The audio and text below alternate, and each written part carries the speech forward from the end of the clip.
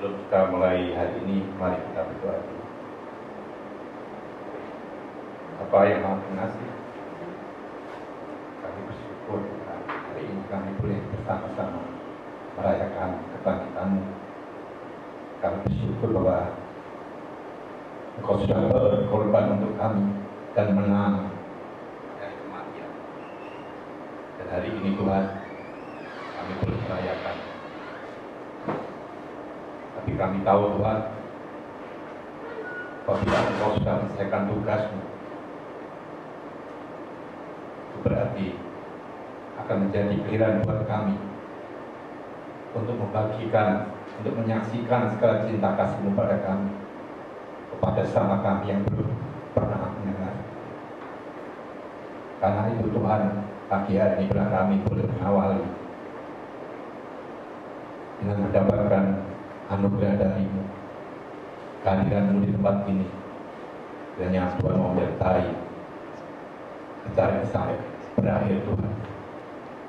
Dan Engkau membuka hati pikiran kami, mau mengurapi kami, baik kami yang mendengarkan, terutama hamba-Mu yang akan membawakan pesan-Mu pada kami, supaya kami boleh berkenan di hadapan-Mu, dan apa yang keluar dari mulut hamba-Mu ini adalah apa yang Engkau kehendaki kami dengarkan, sehingga kami boleh berdoa. Terima kasih Tuhan, terima kasih untuk darah yang sudah Kau curahkan bagi kami, dan biarlah kami boleh memaknai hari ini, hari kebangkitan, dengan melakukan tindakan yang benar, karena Engkau sudah bertindak dengan benar, dan Engkau datang untuk memberikan kami contoh bagaimana kami harus hidup selayaknya sebagai anak dari Bapa kami yang di surga. Terima kasih Bapa untuk dosa yang Bapa ampuni, dan biarlah kami boleh menegakkan firman dengan segala baik. Di dalam nama Tuhan kami Yesus Kristus kami mau berdoa. Mari semua yang siap untuk mendengarkan firman Tuhan dan mendapatkan berkat karunia-Nya sama-sama berkata amin. Shalom saudara. Shalom. Khotbah hari ini berjudul Sukacita Mengampuni. Mungkin agak aneh mengapa kita merayakan hari Paskah, ya, kok masih berbicara soal mengampuni. Dan sebelumnya saya ingatkan dulu Happy Passover, selamat Paskah, selamat bersukacita atas kemenangan Tuhan. Satu hal yang kita nggak menyadari, ya, kadang-kadang Tuhan Yesus datang ke dunia ini sebagai Allah yang menjadi manusia untuk memberikan contoh buat kita bagaimana kita harus hidup sebagai manusia. Dia mengajarkan kita bagaimana kita harus hidup, dan Dia melakukan apa yang diajarkan. Itu yang susah bagi kita. Seringkali kita gampang berkhotbah, gampang mengajari orang lain, sementara kita sendiri tidak dapat melaksanakan. Tapi Tuhan dari semenjak Dia lahir sampai hari kematian, Dia tetap konsisten, Dia tetap melakukan hal yang benar di hadapan Tuhan kita, karena Dia adalah Allah sendiri. Padahal kita mengenang sedikit, ya, 3 hari yang lalu sana Tuhan kita di kayu salib, ya. Saya membayangkan Tuhan kita berdiri, ya, tangannya terbentang. Dia menyaksikan orang-orang yang seharusnya bersyukur atas pengorbanannya. Yang dia lihat apa? Prajurit yang mentertawakannya. Dia melihat juga perampok-perampok yang seharusnya lebih jahat dari dia, malah menghina dia. Dia melihat prajurit itu membuka pakaiannya, membagi pakaiannya, membagi-bagi di antara kita. Saya membayangkan perasaan apa yang Tuhan dapat saat ini, saat Dia berkorban tapi malah diejek. Kalau saya, mungkin saya malah marah, mungkin, ya. Mungkin saya akan kata-kata yang keras. Kamu tidak tahu diri, saya tuh disalib karena kamu. Tapi mengapa kamu malah menghina saya. Tapi itu adalah tugas dia. Dan salah satu yang diajarkan kita sewaktu Tuhan masih hidup di dunia adalah doa Bapa kami. Ya. Saya sempat mempelajari doa Bapa kami ini berbulan-bulan karena saya bertanya, mengapa Tuhan mengajarkan doa Bapa kami seperti itu? Dan saya mendapatkan bahwa apa yang diucapkan Tuhan, apa yang diajarkan Tuhan itu memang itu yang seharusnya kita laksanakan. Bahkan dari urutannya, dari apa yang dikatakannya. Kalau kita mau mempelajari, kita mau mendengarkan Tuhan, maka kita akan mengerti bahwa doanya itu doa yang sempurna. Oke. Jadi salah satu doa yang diucapkan adalah ampunilah kami akan kesalahan kami, seperti kami pun mengampuni yang bersalah terhadap kami. Hari ini kita belajar bagaimana kita mengampuni dan mengapa kita harus mengampuni. Berikutnya, saat Tuhan berada di kayu salib, perkataan terakhir yang dikatakannya adalah tertuliskan Lukas 23 ayat 34.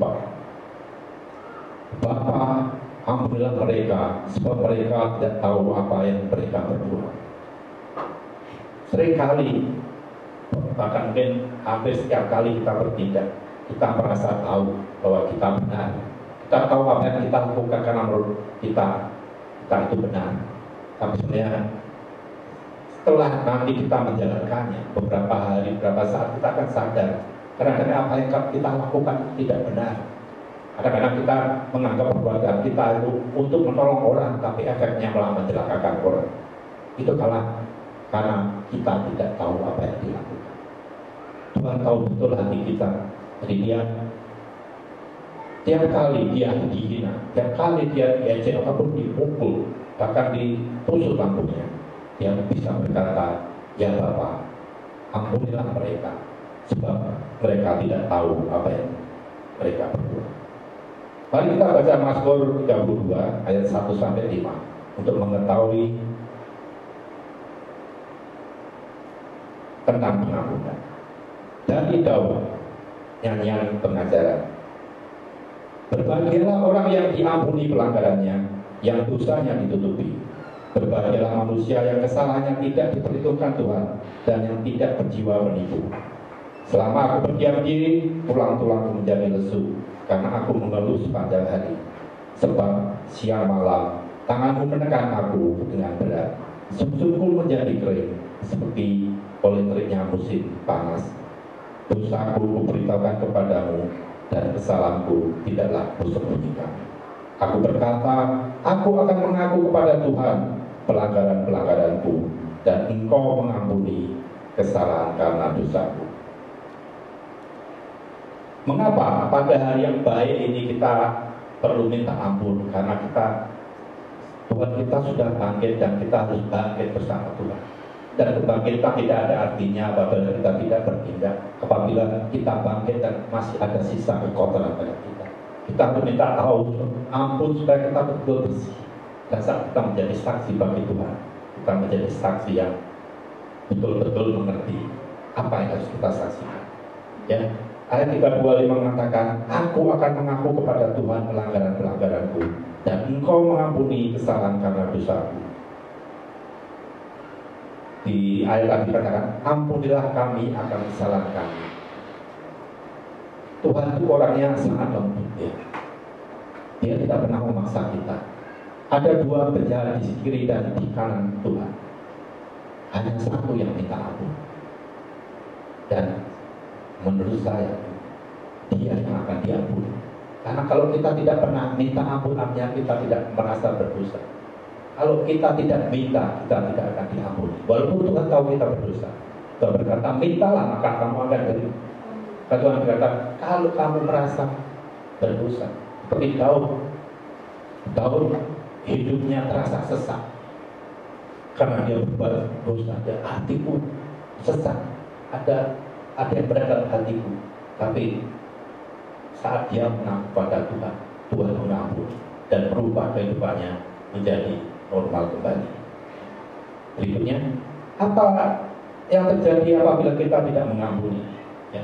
Kejadian 43 ayat 21 ini adalah saat saudara Yusuf datang ke Mesir minta makanan, dan Yusuf menggoda mereka, menanyakan di mana adikmu.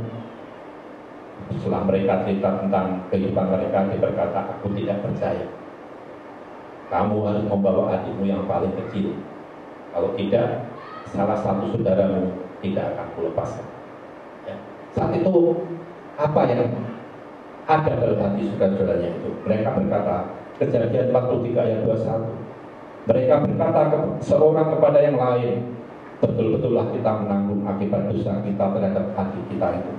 Bukankah kita melihat bagaimana sesak hatinya ketika ia memohon belas kasihan kepada kita, tetapi kita tidak mendengarkan permohonannya. Itulah sebabnya kesesakan ini menimpa kita. Mereka berbuat salah pada Yusuf. Saat Yusuf minta tolong ampuni aku, karena aku hanya mengatakan apa yang dalam hatiku, tapi mereka tidak mau. Mereka begitu benci karena merasa Yusuf sombong. Tidak, tangisan Yusuf, terikannya tidak didengar, dia dimasukkan di sumur, dijual kepada orang Mesir. Dan apa yang terjadi sepanjang itu, mereka merasa terganggu nurani. Apa saat mereka menemui masalah, mereka bertanya, apakah ini karena dosaku? Saat Yusuf mengatakan, saudaramu harus tinggal dan kamu membawa adikmu, mereka bertanya, mereka berbicara satu sama lain. Itu adalah akibat dosa-dosa kita di masa lalu. Kita tidak mengampuni, tidak mau memaafkan Yusuf, tidak mau mendengarkan dia. Sekarang kita kena dadu. Ya. Saat kita diampuni Tuhan, ingat, tetap konsekuensi perbuatan kita itu akan kita bayar. Kita diampuni, tapi seperti orang melakukan pencurian, perampokan, mungkin pembunuhan, kita mengampuni dia membunuh keluarga kita, tapi dia tetap harus menjalani penjara untuk menebus perbuatan. Jadi sebelum kita minta ampun, ya sebelum orang itu mengampuni, hati kita akan selalu dibebani dengan perasaan yang tidak enak, dan itu sangat mengganggu kita. Berikutnya, tapi seringkali kadang-kadang kita bertanya, ya aku mau mengampuni, tapi dia sangat jahat. Bagaimana aku bisa mengampuni? Kalau cuma memukul, ya, cuma menghina, dia membunuh mungkin adikku, membunuh saudaraku, yang melakukan perbuatan sangat jahat. Apakah dia patut diampuni? Ya, kita harus ingat di Yesaya 1 ayat 18 mengatakan, marilah, baiklah kita berperkara, firman Tuhan. Sekalipun dosamu merah seperti garbisi, akan menjadi putih seperti salju. Sekalipun berwarna merah seperti kain kesuba, akan menjadi putih seperti bulu domba. Tuhan mengampuni kita seberapa pun besarnya dosa kita. Karena itu kita harus juga berbuat yang sama. Tuhan bilang, lakukan apa yang kepada orang lain, apa yang mereka ingin lakukan kepada. Kalau kita ingin diampuni dosa-dosa kita, kita harus mengampuni. Berapa besar? Seberapa besar pun. Ya, berikut ini ada berikutnya. Kita mendengar ada perkataan, berapa kali Tuhan aku harus mengampuni? Ya, Tuhan berkata sebanyak 70 kali 7. Dan seringkali kita hanya berpendapat itu angka artinya sebanyak mungkin kita harus mengampuni. Tapi sebetulnya ada juga alasan dibalik 70 kali 7. Kalau Anda ingat, mungkin kembali pada zaman Adam mempunyai keturunan yang namanya Lameh. Ya.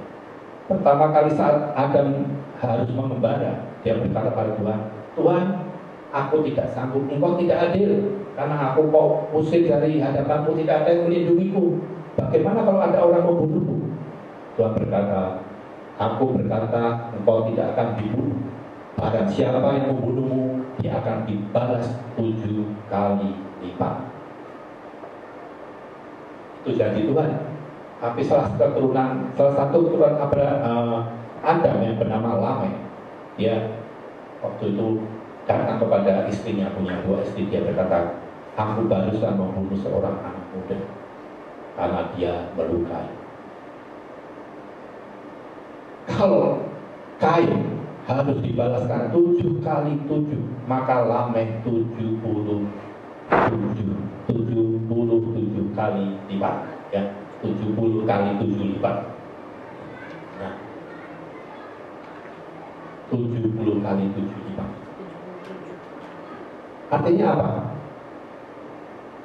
Kalau kita berbuat salah pada keturunan Kain yang namanya Lameh ini, kalau kita makanya dia cuma memukul, melukai dia dulu. Dan artinya kalau ada orang yang melukai kita, kita harus mengampuni. Mengapa? Mungkin seperti Lameh, seperti orang ini, kita pernah melukai orang lain masa lalu kita, dan kita harus menerima balasan. Jadi saat orang melukai kita, orang berbuat jahat pada kita, kita harus mengampuni sebanyak mungkin, karena itu adalah bagian kita. Berikutnya, Lukas 5 ayat 24 mengatakan, tetapi supaya kamu tahu bahwa di dunia ini Anak Manusia berkuasa mengampuni dosa, berkata ia kepada orang lumpuh itu, kepadamu kukatakan, bangunlah, angkatlah tempat tidurmu, dan pulanglah ke rumah. Ini dikatakan pada orang yang, kalau ingat ada orang yang sakit yang tidak bisa bangun selama 30 tahun, dia dibawa saudaranya naik dari atap. Tuhan tidak mengatakan sembuhlah, bangunlah, tapi dia, anakku, dosamu sudah diampuni. Dan orang-orang itu bertanya, siapa kamu kok bisa mengampuni dosa? Tuhan berkata, mana yang lebih mudah, mengatakan mengampuni dosa atau mengatakan bangkitlah, ya, bangunlah, angkatlah tempat tidurmu, dan pulanglah ke rumah.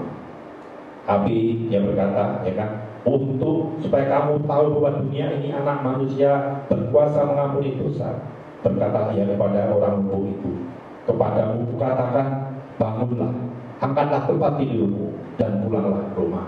Artinya apa? Saat kita diampuni, saat itu juga kalau kita minta, segala penyakit kita akan disembuhkan. Karena Tuhan gampang, oke lah, silahkan pulang, kamu semua sudah sembuh. Tapi dia cuma sembuh, tapi Tuhan berikan kita berlipat-lipat. Kamu minta sembuh, aku ampuni dosamu. Ya, itu Tuhan kita. Jadi kita di sini melihat mengapa kita perlu mengampuni, dan dengan mengampuni kita bisa membuat orang itu juga sembuh dari sakit. Makanya waktu saya menyarankan dan berpikir waktu kita datang untuk ke rumah sakit untuk mendoakan orang sakit, satu hal yang perlu dilakukan dulu, pengampunan. Orang itu harus mengampuni siapapun yang menyakiti hatinya, dan dia harus minta ampun kalau dia merasa dia disakiti orang lain. Karena tanpa itu banyak penyakit yang susah disembuhkan. Kalau karena virus gampang, ya, virus corona sakit gampang disembuhkan. Tapi kalau luka, kalau sakit yang berdasarkan sakit hati, itu paling susah disembuhkan. Ya, berikutnya. Dan sebetulnya kalau kita bertanya, mengapa Tuhan saat kita merayakan hari Paskah, saat itu terjadi corona, ya, mengapa kan tidak enak? Kan tidak musuh kita merasakan, tapi sebenarnya ada alasan di balik itu. Tuhan berkata di Yohanes 20 ayat 23, jikalau kamu mengampuni dosa orang, dosanya diampuni, dan jikalau kamu menyatakan dosa orang, tak ada dosanya, tak ada. Apabila saat ini kita sudah bangkit bersama-sama Tuhan kita, dan kita sudah mengampuni orang, kita adalah anak Tuhan. Yes. Karena Tuhan sendiri berkata, aku akan tinggal di dalam kamu, dan kamu tinggal di dalam aku. Amin. Saat itu, kalau kita mengampuni dosa seperti Yesus mengampuni dosa, kita, apa yang kita katakan akan terjadi. Kalau kita tidak mengampuni, orang itu tetap berdosa. Saat kita mengampuni, dosa itu akan diampuni. Ini yang dikatakan oleh Tuhan ya. Jikalau kamu mengampuni dosa orang, dosanya diampuni. Dan kalau kamu menyatakan dosa orang tetap ada, dosanya tetap ada. Saat ini kalau kita melihat corona ya, banyak di medsos ada yang bilang minum jahe, ya, minum vitamin C, harus disemprot apa, tapi kenyataannya apa? Mereka cuma coba-coba. Menurut dokter itu harus begini, menurut dokter itu harus pakai apa? Masker. Tapi yang pakai cuma yang sakit. Sekarang, oh semua harus pakai. Bingung kita. Karena apa? Orang tidak tahu sebenarnya apa itu. Tapi satu hal yang pasti, ya, kalau kita minta ampun dan kalau kita mengampuni, Tuhan berkata, saat itu juga kamu bisa menyembuhkan orang. Syaratnya kita, hati kita sudah sudah satu frekuensi dengan hati Bapa. Saat itu apa yang kita katakan akan terjadi. Amin. Pengampunan hal yang susah. Di saat kita mengampuni, Mas, sangat susah untuk melihat hasilnya apakah dia benar sudah diampuni. Kalau kita diberi karunia penyembuhan, kamu sembuh, kita melihat orang itu sembuh. Tapi untuk mengampuni dan mengasihi tidak ada efek yang kelihatan. Dan mengampuni itu sebetulnya bukan hanya baik untuk orang yang kita ampuni. Kadang kita bertanya, kok enak, ya kan? Mengapa kita harus mengampuni orang dia berdosa? Dia sudah mencuri uangku, menghabiskannya berpura-pura, sekarang minta diampuni. Kok enak? Ada alasan yang nanti akan kita ketahui mengapa kita harus mengampuni. Ayat berikutnya, Yohanes 21 ayat 22 mengatakan waktu Petrus bertanya, itu kebiasaan kita kadang-kadang kita itu iri, terutama pada orang yang dekat dengan kita. Kalau orang lain kaya, kita tidak tanya. Tapi kalau dari awal kita sama-sama miskin, sama-sama kerja keras yang saat menjadi jadi miliuner, dia harus tanya, kok bisa Tuhan? Padahal aku lebih kerja keras dari dia. Padahal aku nggak pernah menipu. Kita sering ngurusi urusannya orang lain. Tapi Tuhan berkata pada Yohanes waktu jalannya, Tuhan, Petrus itu nanti bagaimana ya? Jadi apa dia? Gak usah ngurusi Petrus. Itu urusan aku dengan dia. Tapi yang penting kamu ikutlah aku. Yang penting buat kita adalah jangan ngurusi hamba Tuhan, jangan ngurusi orang lain. Jangan menganggap kita benar. Atau yang penting kita mengikut Tuhan. Dan ikut Tuhan untuk apa? Di ayat Matius 5 ayat 4 mengatakan, karena itu haruslah kamu sempurna, sama seperti Bapamu yang di surga adalah sempurna. Tuhan turun ke dunia itu mengajarkan hal-hal yang tidak ada celah. Dia adalah sempurna. Dan seringkali kita mengatakan, kita manusia biasa, mana bisa kita sempurna? Ya, kalau kita lahir dari manusia kita tidak sempurna. Tapi barang siapa yang lahir dari Roh Kudus, dia akan menjadi sempurna. Jadi Tuhan menghendaki kita sempurna supaya kita bisa menjadi saksi yang benar. Berikutnya. Nah, sekarang untuk membuktikan ya, apakah kita mengasihi Tuhan, Yohanes 1 Yohanes 4 ayat 20 mengatakan, jika seorang berkata aku mengasihi Allah dan ia membenci saudaranya, maka ia adalah berdusta. Karena barang siapa tidak mengasihi saudara yang dilihatnya, tidak mungkin mengasihi Allah yang tidak dilihat. Saat ini, saat kita berada di rumah masing-masing, mungkin antara suami istri, anak dengan anaknya, kakek dengan adiknya, saat ini mari kita buktikan.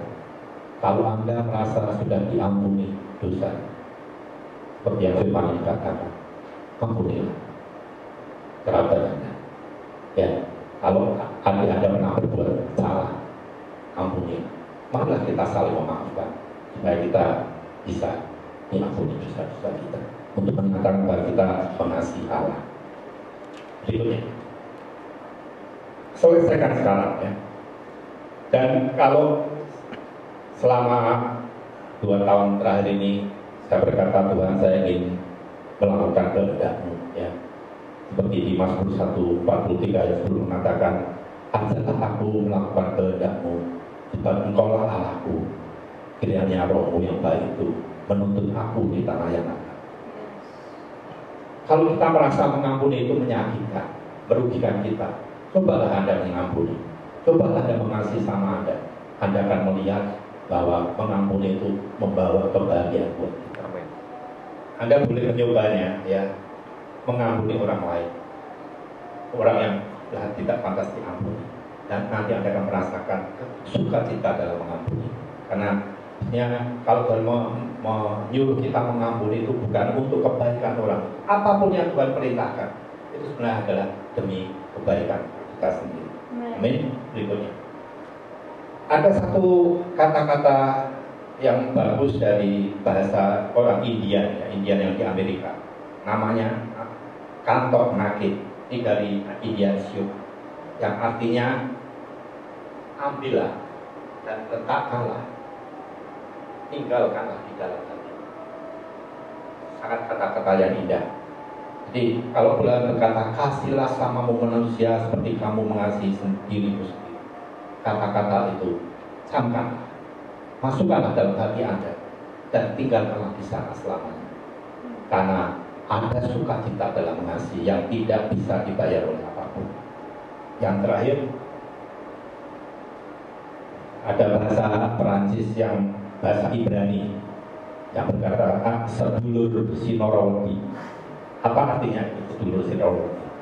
Itu saudara, yang tidak ada hubungan dengan kita, tidak ada hubungan darah, bukan kakak, adik, orang lain, bukan sangat kerabat, tapi orang yang hatinya mengasihi kita, yang selalu ingin melihat kebaikan kita, yang mendoakan kita, yang selalu berada bersama-sama kita saat kita ada. Tuhan Yesus adalah sedulur sinorologi kita, dan kita harus seperti Yesus menjadi sedulur sinorologi orang-orang yang lain. Amen. Supaya mereka boleh merasakan kasih Yesus. Ya. Orang berkata, kalau sedang jatuh cinta, jangan dia, maaf, kucing pun terasa coklat, ya. Kalau kita mencintai orang, kita tidak akan melihat kesalahannya. Tuhan mencintai, mengasihi kita, makanya segala kesalahan kita tidak diperhitungkan. Semerah kesubahan dijadikan putih seperti salju. Terakhir, Daniel 9 ayat 9 mengatakan, pada Tuhan Allah kami ada kesayangan dan keampunan, walaupun kami telah memberontak terhadap Dia. Ya. Ingatan Tuhan pendek terhadap dosa. Kalau kita berdoa, Tuhan aku berdosa apa? Tapi kasih-Nya sepanjang masa, walaupun kita memberontak. Anda akan, saya sarankan mendengarkan lagunya Bee Gees yang berjudul Sweetheart. Di situ dikatakan, kalau engkau masih ingat akan aku, ya cukup ingat akan aku, dan engkau akan tahu bahwa aku mengasihi engkau selama-lamanya. Tuhan, kasih Tuhan akan beserta kita saat hari ini kita bangkit bersama Dia. Dia akan menemani kita dengan kasih. Amin. Amin. Terima kasih Tuhan untuk firman-Mu ini yang mengajarkan kami untuk mengasihi dan mengampuni. Dan kami tahu Tuhan, berat buat kami untuk bisa mengasihi dan mengampuni orang yang berbuat jahat terhadap kami. Tapi Engkau sudah berikan untuk Tuhan. Dan kami tahu Engkau akan menguatkan kami, karena Engkau berjanji akan menyempurnakan kami. Sehingga kami boleh menjadi seperti Engkau mengasihi sama kami, dan boleh menjadi saksi yang benar di hadapan. Bila kami pulang Tuhan, mengingat dosa kami yang sudah Kau ampuni, kami boleh tahu bahwa kami sudah Kau ampuni, dan kami di hari kebangkitan-Mu ini sudah lahir baru dan layak mengampuni orang lain. Terima kasih Bapa, Putra dan Roh Kudus. Dalam nama Yesus kami berdoa. Amin.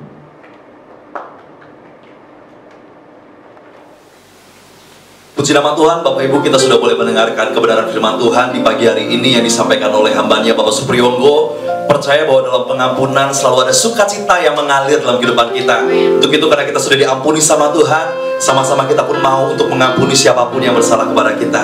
Dan saudara, kita akan menutup ibadah kebangkitan di pagi hari ini. Saya berserah kepada hambanya Ibu Pendeta Deborah Sianipar untuk boleh menutup dalam doa berkat. Amin. Salam saudara. Sebelum saya menutup dua berkat, saya mau bersaksi tentang pengampunan.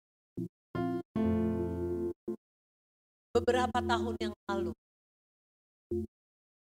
saya mengalami difitnah orang dan luar biasa. Mungkin kalau saya melakukan satu kesalahan, mungkin tidak sesakit itu. Waktu itu saya bingung, saya tidak tahu bagaimana. Dan saya rasanya jujur, saudara, kalau sudah rasa sakit, kepengen bertindak membalas. Dalam kesakitan itu saya berdoa, berteriak kepada Tuhan. Saya protes kepada Tuhan, kenapa saya sudah melayani dengan segenap hatiku, berbuat baik kepada orang, kenapa ada orang yang tega memfitnah saya dan menyakiti saya, bahkan mempermalukan.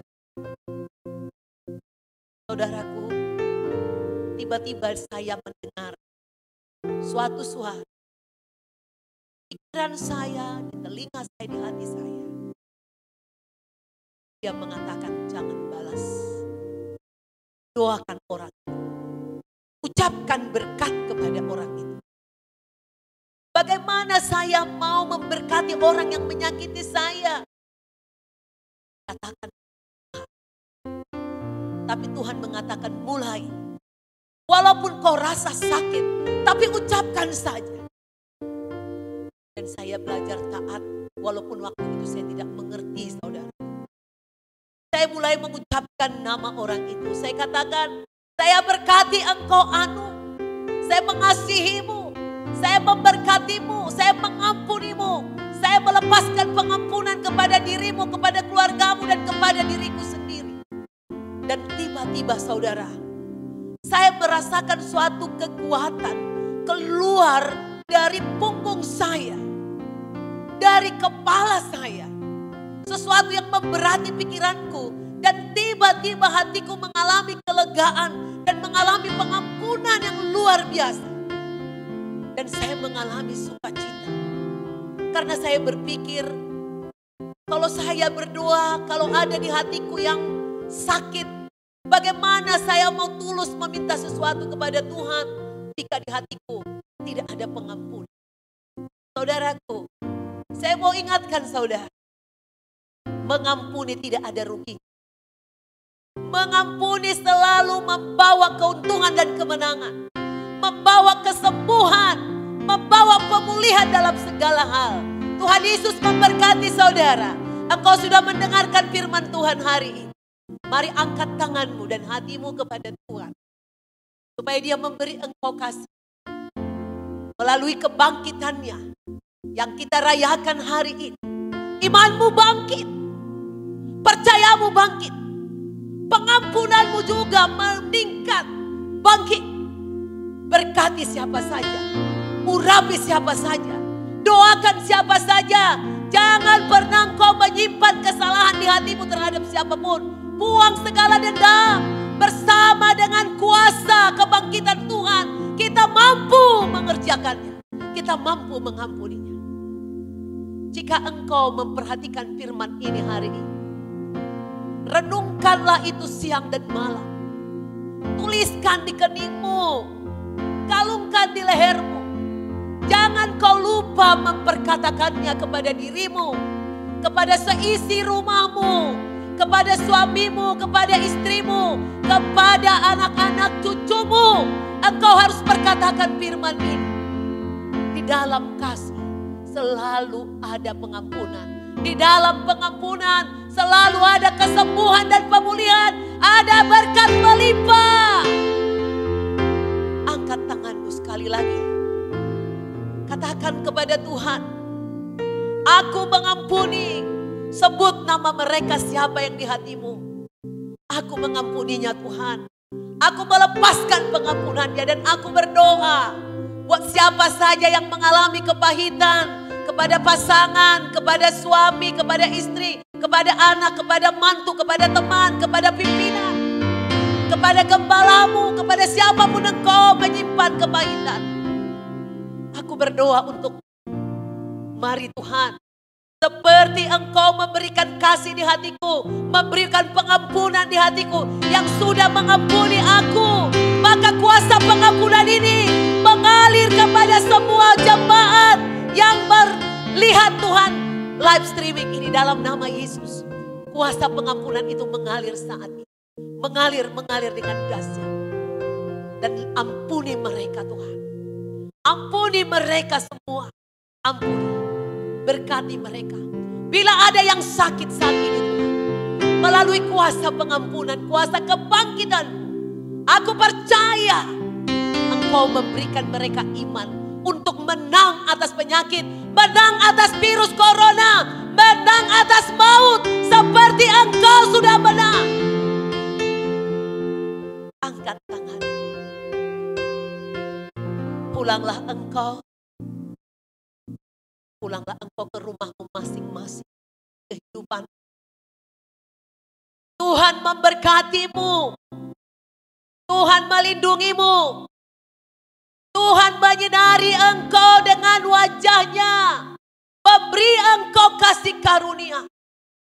Tuhan memberi engkau, menghadapkannya wajahnya kepadamu. Memberi engkau damai sejahtera yang melampaui segala akal dan pikiranmu. Roh Kudus menyertaimu sampai Yesus datang kedua kalinya. Maranatha, haleluya. Yang percaya katakan amin, amin, amin.